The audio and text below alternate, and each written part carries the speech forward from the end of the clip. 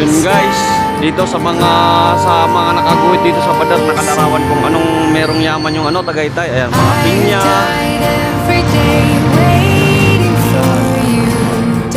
pinya tsaka buko. Ayan.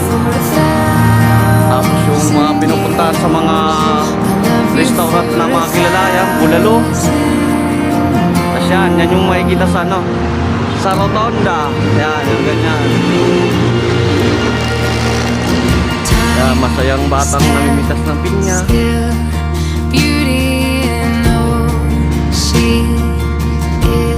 Ano to? Santo Niño.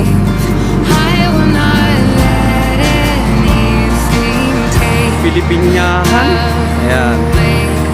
Tapos yan, mga higante. Saka dito guys, may tinda si Kuya. Mga medyas. Yan, mga ganito, lahat ng klase ng 50 lang. Tatlo 50. Saka dito ay tatlo 150. Yan yung mga malalaki. Medyas. Ayan. Yan, dito lang si Kuya. Dito lang sa may tapat ng water overpass. Okay. Sige Kuya, pabili ako.